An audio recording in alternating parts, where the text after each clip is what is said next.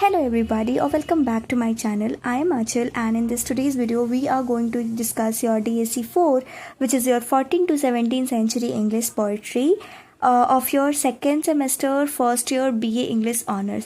तो इससे पहले वाली वीडियो में I have discuss the syllabus और उसमें हमें पता चला था कि आपके इस पेपर में टोटल 3 यूनिट हैं, जिसमें कि जो पहला यूनिट है which was your Canterbury Tales by Chaucer और जो कि तीसरी यूनिट है that was your Paradise Lost by John Milton. तो दोनों ही वीडियो मैंने एक फुल डेडिकेटेड वीडियो में कंप्लीट करा रखा है, दोनों ही units I mean. And if you didn't have watch that video, go and check out those video. I hope that will help you and also don't forget to subscribe the channel. Now अब आप सोचोगे कि दीदी आपने 1 तो करा दिया, 3 करा दिया, 2 अभी क्यों? तो मैंने सोचा ये दोनों करा दूँ क्योंकि जो आपका यूनिट 2 है ना, it is full of poets and poem. बहुत सारे पोएम्स पढ़ने हैं आपको और बहुत सारे पोएट्स के बारे में पढ़ने हैं. तो जो हमारे पहले पोएट हैं ही इज़ फिलिप सिडनी और इनकी पोएम सोनेट 1 हमें पढ़नी है. अब देखो, I have to tell you कि ऐसे सोचिए कभी मत पढ़ना कि आप केवल एक मार्क्स के लिए पढ़ रहे हो, पास होने के लिए पढ़ रहे हो. थोड़ी ये भी मेंटालिटी रखना कि इतने दिल से पढ़ना है ना कि ये आप आज एक राइटर के बारे में पढ़ रहे हो, कल ऐसा हो कि आप भी एक पोएट बन जाओ, कोई आपके बारे में भी पढ़े. तो ठीक है, उस अप्रोच से हमें पढ़ना है. नाउ जैसा कि हम हमेशा करते हैं, we start by knowing the writer और द पोएट और थोड़ा सा बैकग्राउंड भी, थोड़ा सा कॉन्टेक्स्ट भी, ताकि चीज़ों को हम अच्छे से समझ पाएँ. तो आज भी हम बिल्कुल वैसे ही करेंगे. So without wasting time let's delve into it. तो फिलिप सिडनी एक इंग्लिश पोएट थे, एक सोल्जर थे, also a courtier in Queen Elizabeth first time. अब देखो, इनका टाइम, फिलिप सिडनी तब थे, he live during that time period when there was English renaissance. अब क्वेश्चन इज़ कि इंग्लिश रेनेसा क्या है? तो English renaissance was a time period of artistic and literary growth. यानी इस टाइम पीरियड पे आर्ट और लिटरेचर काफ़ी ग्रो कर रहा था. बुक्स, पोएम्स, ये सारी चीज़ें काफ़ी इवॉल्व हो रही थी. ये एक ऐसा भी टाइम था जब शेक्सपियर और एडमंड स्पेंसर जैसे फिगर बिल्कुल जाने माने थे. एंड इस टाइम पे पोइट्री काफ़ी पर्सनल बन गई थी. अब देखो, while listening this whole sentence और while reading this whole sentence that poetry becomes personal, मुझे एक चीज़ याद आ गई दैट आई हैव हर्ड और लिसन समवेयर दैट कि one person has ask that to the other person कि तुम्हें पोइट्री इतनी क्यों पसंद है? इसलिए पसंद है कि सिंपल चीज़ों को कॉम्प्लिकेटेड करके लिखी जाती है. तो द अदर पर्सन आंसर कि नहीं, मुझे पोइट्री इसलिए पसंद है क्योंकि काफ़ी कॉम्प्लिकेटेड चीज़ों को सिंपल करके लिखी जाती है, इसलिए. तो देखो, we being a literature student can relate to this fact कि पोएम को पढ़ने के बाद कैसा महसूस होता है. आप लोगों में से कई लोग तो ऐसे भी होंगे जो पोएम्स लिखते भी होंगे.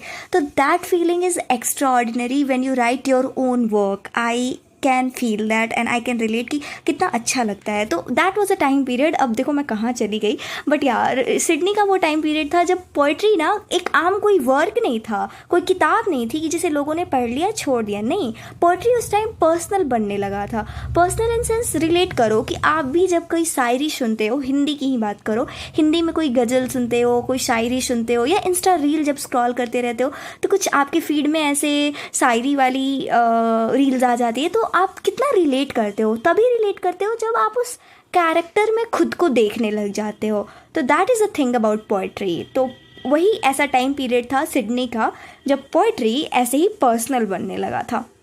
अब देखो, सिडनी को इसलिए भी जाना जाता है क्योंकि he has help the in developing the sonnet tradition. Sonnet is a kind of poem, हम आगे उसका देखेंगे.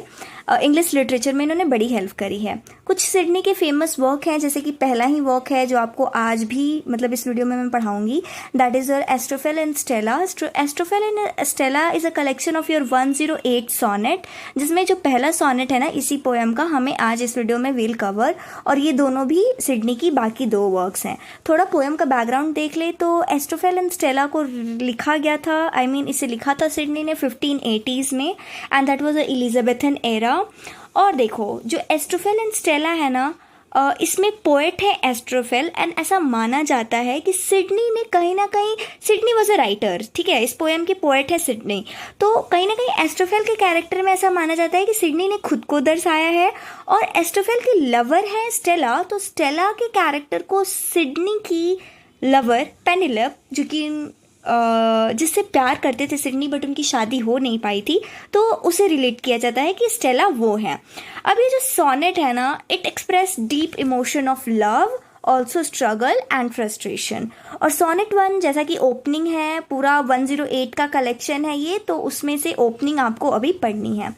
अब इस पोएम की स्ट्रक्चर है sonnet. Sonnet is always a 14 line poem, 14 line का पोएम होगा, और ये एक इटालियन सोनेट फॉर्म को फॉलो करता है।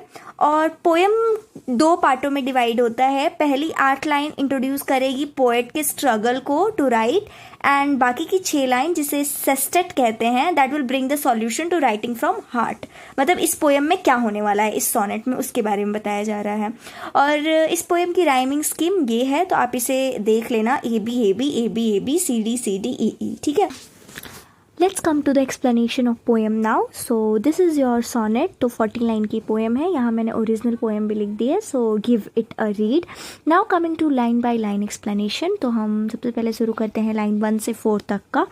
तो पहली लाइन है, loving in truth and fain in verse my love to show. The poet truly loves someone and want to express his love through poetry. In lines के through यही पता चल रहा है। अब थोड़ा हम बैकग्राउंड पढ़ के आए हैं, तो हमें पता है कि यहाँ पे पोएट एस्ट्रोफेल हैं, और अपनी स्टेला जो कि उनकी लवर है, उनके थ्रू उनको ये अपना पोएट्री के थ्रू लव दिखाना चाहते हैं, ठीक है। क्योंकि हम पढ़ के आए ना कि 108 सोनेट है, जिसमें ओपनिंग सोनेट ये है, तो हमें ये पता चलेगा। तो देखो, यहाँ पे जो पोएट हैं वो किसी को सच्चे दिल से प्यार करते हैं, और वो किसी को कौन है, वो है स्टेला, और उन्हें अपने दिल की बातों को एक्सप्रेस करना चाहते हैं, कैसे, पोएट्री के थ्रू।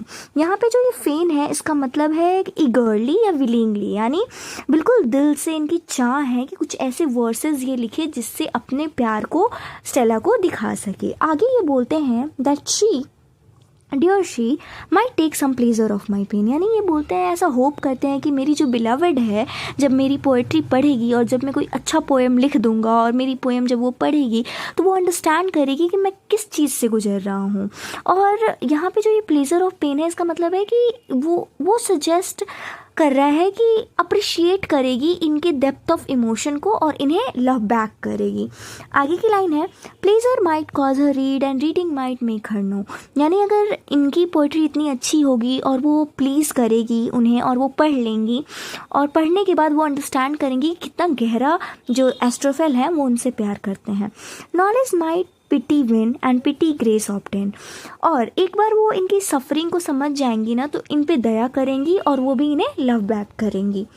आगे की लाइन में पोएट बोलते हैं कि I sought fit words to paint the blackest face of woe, यानी अब यहाँ पे ये अपनी स्ट्रगल दिखाते हैं कि मैं तो कोई बेहतरीन काम लिखना चाहता हूँ, मैं तो एक बेहतरीन पोएम लिखना चाहता हूँ, बट मुझे बहुत परेशानी हो रही है, मैं तो परफेक्ट वर्ड ढूंढ ही नहीं पा रहा हूँ। अपनी उदासी, अपना मैं इतना, मतलब मेरे अंदर बहुत सारी चीज़ें हैं बोलने को, बट मेरे पास कोई वर्ड नहीं मिल रहा है जिससे मैं अपनी चीज़ों को, अपने फीलिंग्स को, अपनी सैडनेस को, अपने हार्ट ब्रेक को एक्सप्रेस कर सकूँ। यहाँ पे जो ये ब्लैकेस्ट फेस ऑफ वो है, इसका मतलब है डीपेस्ट सॉरो। आगे पोएट बोलते हैं studying invention fine her wits to entertain, यानी मैं चाहता हूँ कि कोई क्लेवर, कोई लिटरेरी टेक्निक, यानी मतलब कुछ ऐसा बेस्ट अपने पोएम में लिख दूँ, यानी ऐसे वो जैसे राइटिंग स्टाइल, अब ऐसे लिटरेरी टेक्निक्स को यूज़ कर दूँ जिससे जो मेरी बिलवड है वो बिल्कुल इम्प्रेस हो जाए। Oft turning others leaves to see if pens would flow, और ये क्या करते हैं, एक अच्छी बेहतरीन पोएम लिखने के लिए बहुत से दूसरे पोएट से इंस्पिरेशन लेते हैं, उनके भी पोएम्स पढ़ते हैं कि मैं उनमें से कुछ देख लेता हूँ, उनसे कुछ मुझे बेहतरीन वर्ड्स मिल जाएं तो मैं उनसे लेके अपने पोएम्स में लिख दूंगा, यानी यहाँ कुछ कॉपिंग की बात करी जा रही है। अब सम फ्रेश एंड फ्रूटफुल शोर अपॉन माई सनबर्न्ड ब्रेन, आगे अपने दिमाग को ये कंपेयर करते हैं एज अ ड्राई लैंड, यानी ये बहुत फ्रस्ट्रेट हो चुके हैं, इनको कुछ वर्ड मिल ही नहीं रहा है। He is feeling exhausted and uninspired, sunburned brain मतलब ये है। आगे की लाइन में बोलते हैं ये, but words came halting forth wanting invention stay, जब ये लिखने की कोशिश करते हैं ना, तो इनकी जो वर्ड है वो काफ़ी वीक और हेजिटेंट हो जा रही है। हेजिटेंट, देखो मैं बता रही हूँ कि जब भी इंसान पोएम लिखता है ना, तो पोएम कभी प्रेशर में नहीं लिखा जा सकता है। ये सोच के कभी भी आप बेस्ट वर्क तब नहीं क्रिएट कर सकते हो जब आप बिल्कुल अल्टीमेट रिजल्ट के बारे में सोचने लगोगे कि ये कैसा दिखेगा, यानी आप जब किसी को, ऐसा होता है हमारे साथ भी कई बार होता है, तो वही यहाँ पोएट के साथ भी हो रहा है कि ये तो इम्प्रेस करना चाहते हैं स्टेला को, और जब भी ये लिखने की कोशिश कर रहे हैं तो इनकी वर्ड्स कमज़ोर पड़ जा रही है, ये हेजिटेट हो जा रहे हैं कि क्या ये सही है, क्या मैं इससे भी बेहतरीन लिख सकता हूँ। ये सारी फीलिंग्स इनके दिल में चल रही है। Inventions, nature's child, field step dame study blow, ये अपनी क्रिएटिविटी को एज अ चाइल्ड से कंपेयर करते हैं और अपनी ओवर थिंकिंग को स्टडी से, और बोलते हैं कि किस तरह से मेरे नेचुरल इंस्पिरेशन को ये किल कर रहा है। जैसे एक क्रूएल स्टेप मदर का रोल होता है कि अपने वो बच्चों का उतना क्रूएल स्टेप मदर जैसे बिहेव करती हैं, वैसे ये बोल रहे हैं कि किस तरह से मेरी क्रिएटिविटी को मेरी ओवर थिंकिंग किल कर रही है। मैं ओवर थिंक कर रहा हूँ कि मैं बेस्ट लिखूँगा और उसी के चक्कर में मैं तो कुछ कर ही नहीं पा रहा हूँ। And others feet still seemed but stranger in my way, ये बोलते हैं कि मैंने बहुत से दूसरे पोएट के स्टाइल्स को भी पढ़े, पर वो काफ़ी मुझे अननेचुरल लग रहा है, मुझे अच्छा नहीं लग रहा है, मैं दूसरे के वर्क को ऐसा यूज़ नहीं कर पा रहा हूँ, मैं कुछ बेस्ट लिखना चाहता हूँ। आगे ये बोलते हैं thus great with child to speak and helpless in my throes, ये खुद को as a pregnant woman in labour compare करते हैं कि मेरे मन में ना बहुत सारे आइडियाज़ हैं, बहुत सारी चीज़ें हैं, बट मैं एक उस प्रेग्नेंट वुमेन की तरह हूँ कि मैं कुछ एक्सप्रेस नहीं कर पा रहा हूँ। जैसे एक प्रेग्नेंट लेडी को बहुत सारी फीलिंग होती है, डर लग रहा होता है, खुशी भी होती है, सैडनेस भी होती है, तो वो वैसे ही खुद को कंपेयर कर रहे हैं पोएट कि मैं तो कुछ एक्सप्रेस ही नहीं कर पा रहा हूँ, मेरे दिल में इतनी सारी बातें हैं और मैं कुछ एक्सप्रेस नहीं कर पा रहा हूँ। ये इनकी फ्रस्ट्रेशन को दिखा रहा है कि वो लिखना तो चाहते हैं बट कोई वर्ड्स ही नहीं आ रहा है कि लिख पाए वो।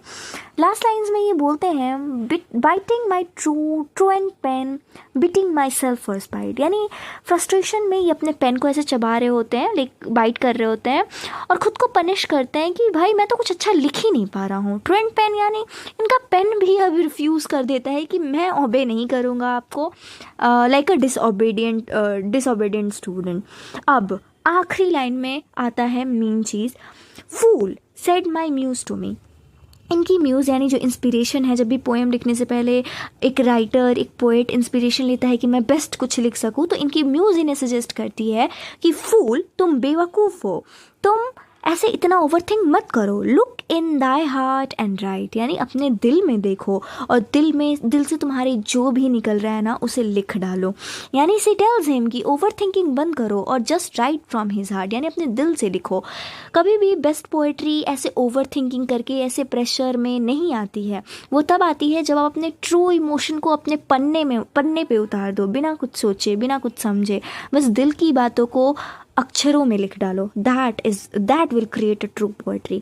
अब ये जो है पोएम है, इसका थीम है लाइक स्ट्रगल इन राइटिंग, कि हमने देखा कि किस तरह से जो पोएट है वो कितना हार्ड, मतलब इनको how he finds it hard to express love through poetry.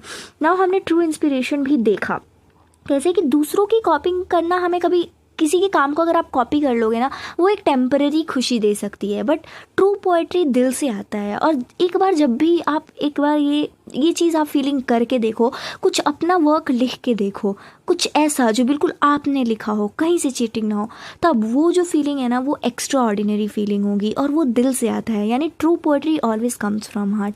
Unrequited love इस पोएम में इसका थीम है कि जो पोएट है वो किस तरह से स्टेला के लव को लॉन्ग कर रहे हैं, यानी चाह रहे हैं, उन्हें अपने पोएम से इम्प्रेस करना चाहते हैं। पोएम का मैसेज क्या है? पहला मैसेज तो ये है कि कभी भी कोई भी आप कुछ भी बेस्ट लिखना चाहते हो, चाहे वो पोएम हो, चाहे आपका नॉवेल हो, anything, most importantly we are talking about poem here, तो that will come from true emotion. वो बिल्कुल ट्रू इमोशन से आएगा। कभी आप अपने आप को फोर्स कर ही नहीं सकते हो। कभी ऐसा नहीं हो सकता है कि मैं एक टाइम बना ले रही हूँ कि 5 बजे मुझे तो आज पोएम लिखना है, उस प्रेशर में तो मैं कुछ लिख ही नहीं पाऊँगी। जैसे पोएट के साथ हुआ, पोएम मैं तभी लिख पाऊँगी जब मैं उस इमोशन से जूझ रही हूँ। शायद वो सैडनेस का इमोशन हो सकता है, हैप्पीनेस का हो सकता है, एनीथिंग। और तब जो मैं पेन और पेपर उठाऊँगी ना, और तब जो मैं लिखूँगी, that will directly come from my heart and that will be a true poetry. आगे पोएम का मैसेज है, love is painful but it can inspire great poetry. ये तो भाई हम सब जानते हैं कि जिनका दिल टूटा होता है वो अच्छे शायर बनते हैं। तो या लव तो पेनफुल है लेकिन that inspire a great poetry. Personal feeling create the best poetry, not imitation.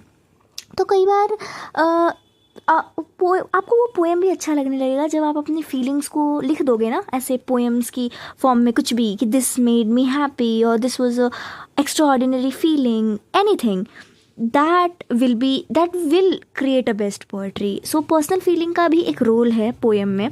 So that was it for this video and this poem. I hope आपको ये पोएम अच्छे से समझ आई हो और आपको पता चला होगा खुद का वर्क लिखना is like the best feeling, and आपको अच्छे से सारी चीज़ें समझ आ गई हो. Thank you for watching this video and do subscribe the channel.